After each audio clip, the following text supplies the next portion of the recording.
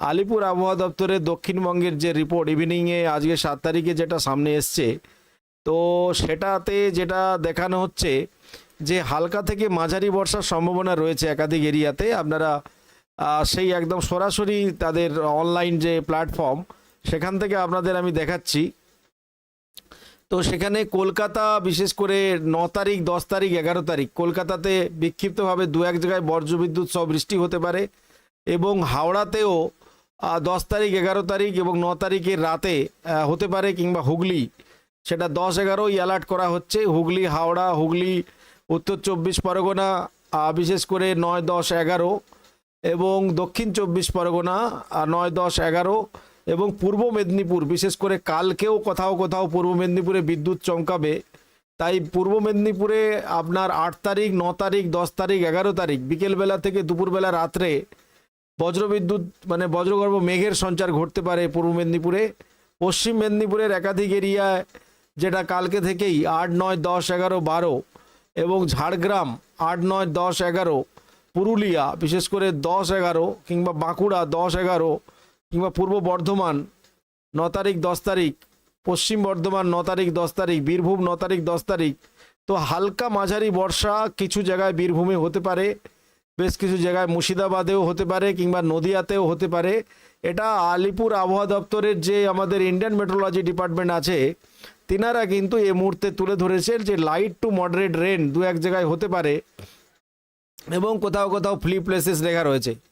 এবং উত্তরবঙ্গের জন্য যে আপডেটটা ওনারা দিয়েছেন সেখানে দার্জিলিংয়ে 14 তারিখ পর্যন্ত বৃষ্টি হতে পারে। দার্জিলিং, জলপাইগুড়ি কিংবা কালিম্পং 14 তারিখ পর্যন্ত বৃষ্টির সম্ভাবনা রয়েছে। এই মুহূর্তের বড় খবর, দার্জিলিং, জলপাইগুড়ি, কালিম্পং, আলিপুরদুয়ার, কোচবিহার এখানে 14 তারিখ পর্যন্ত আলিপুর আবহাওয়া দপ্তর অ্যালার্ট করেছে হালকা বর্ষা হতে পারে দু এক জায়গাতে, এবং অনেক জায়গাতেই দার্জিলিংয়ের অনেক জায়গাতেই বৃষ্টি হতে পারে, জলপাইগুড়ি সহ কালিম্পং, আলিপুরদুয়ার, কোচবিহার, দার্জিলিং সহ।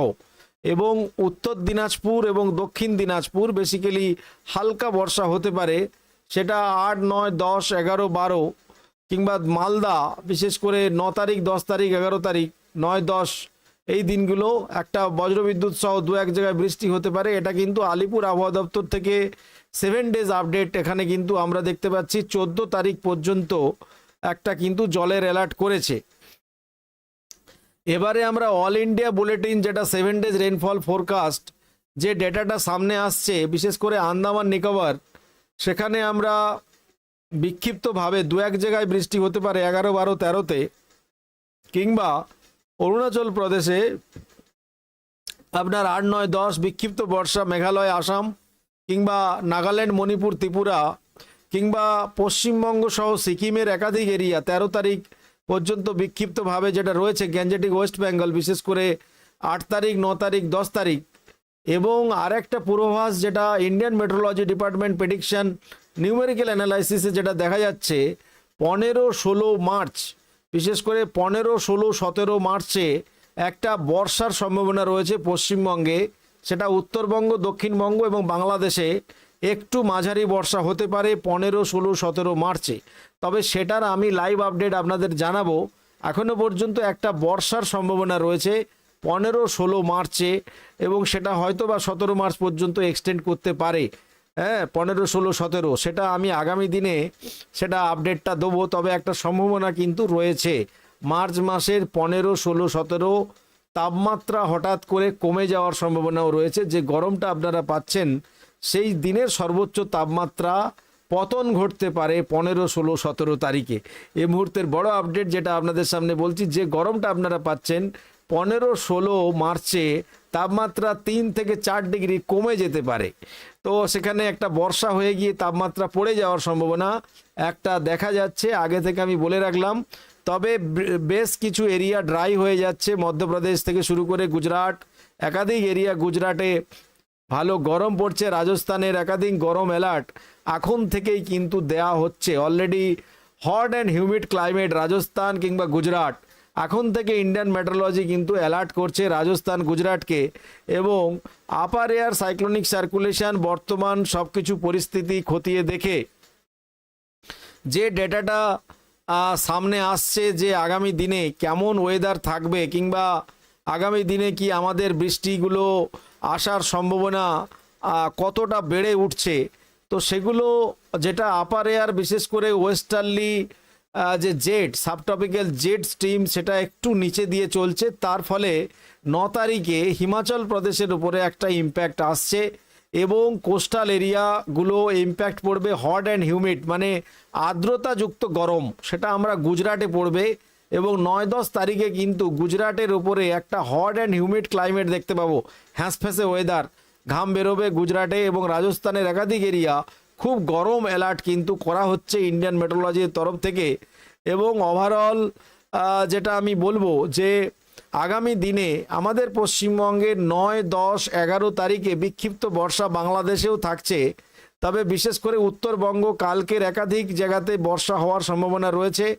তবে আগামী 15, 16, 17 যেটা ইন্ডিয়ান মেট্রোলজি ডিপার্টমেন্টের একটা প্রেডিকশান সামনে আসছে যে 15, 16, 17 তারিখে একটা বর্ষা হওয়ার জন্যে তাপমাত্রা কমে যেতে পারে, সর্বোচ্চ তাপমাত্রা, এবং বৃষ্টি হতে পারে।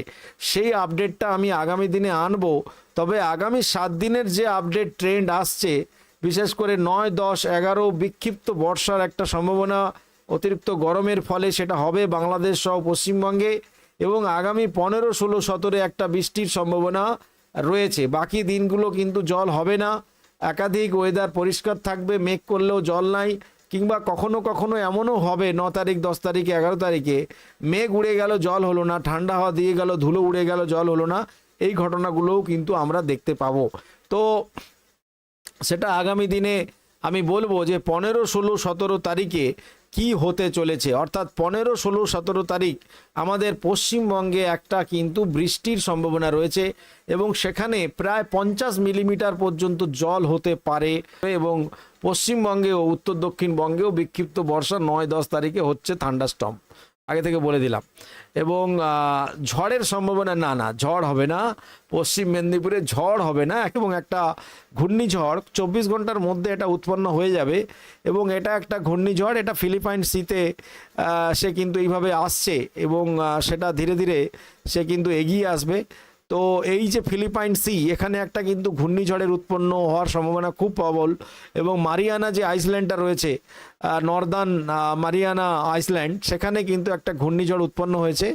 এবং আমাদের দিকে যদি আমরা দেখি, বঙ্গোপসাগরে আমাদের সেভাবে কিন্তু মেঘ নেই, মানে দক্ষিণ বঙ্গোপসাগরের তুলনায় গরমটা ইন্দোনেশিয়ার দিকে অনেকটা বেশি রয়েছে। তাই যতক্ষণ না একটা এদিকে গরমের তাপমাত্রার হেরফের ঘটছে, ততক্ষণ আমাদের কিছু সিস্টেম ডেভেলপ হবে না, এবং পশ্চিমী ঝঞ্ঝা আসবে একের পর এক। 9 তারিখে জম্মু কাশ্মীরে আবার আসছে, এবং এখন এখানে একটা উচ্চচাপ রান করছে, এবং সেখানে আমাদের যে জলীয় বাষ্পপূর্ণ হাওয়া, এই যে স্থলমণ্ডল যেগুলো রয়েছে, অর্থাৎ ছত্তিশগড়, উড়িষ্যা, একাধিক এরিয়া জলীয় বাষ্পগুলো ঢুকছে, এই ঢুকে সন্ধ্যেবেলা বিকেলবেলা সেখানে কিন্তু একটা বৃষ্টির তাণ্ডব ঘটাতে পারে উড়িষ্যাতে আজকে এবং কালকে, এবং পশ্চিমবঙ্গে কালকে, উত্তরবঙ্গে যেটা বিশেষ করে কালকে উত্তরবঙ্গে কিন্তু জল হতে পারে একাধিক এরিয়া। আর 10 তারিখে বাংলাদেশ সহ যেটা দেখা যাচ্ছে, বাংলাদেশ সহ 10 তারিখে বেশ কিছু জায়গায় বিক্ষিপ্ত বৃষ্টি হতে পারে এই পশ্চিমবঙ্গ এবং বাংলাদেশ জুড়ে। আর 15, 16, 17 যে জলটা হতে পারে সেটা অনেকটা বেশি, সেটা আগামী দিনে আমি বলবো। একটা ক্যালকুলেশন আমার দেখা যাচ্ছে যে 15, 16, 17তে বৃষ্টি হতে পারে, তবে সেটা নিয়ে আমি অ্যানাদার ভিডিওতে বলবো, আজকে আমি বলবো না। তবে হিমালয় যেটা পশ্চিমী ঝঞ্ঝা যে আসছে, সেগুলো একাধিক, এই হিমালয় পাঞ্জাব হরিয়ানাতে আবার একবার 9 তারিখ থেকে বড় ইম্প্যাক্ট আসছে, এই লাদাখ, হিমাচল প্রদেশ, এবং এখানে কিন্তু আবার একবার ওয়েদার খারাপ হতে চলেছে। তবে দার্জিলিংয়ের ওয়েদার খারাপ থাকবে 14 তারিখ পর্যন্ত, সেটা আপনাদেরকে আগে থেকেই বলে দিলাম। দার্জিলিংয়ের ওয়েদারটা খারাপ এমন একটা হতে পারে, বাট বেশি হবে না। ওকে, হ্যাঁ, চলুন, ওকে, টাটা, বাই বাই, ভালো থাকবেন, গুড নাইট, ফের দেখা হবে। ওকে।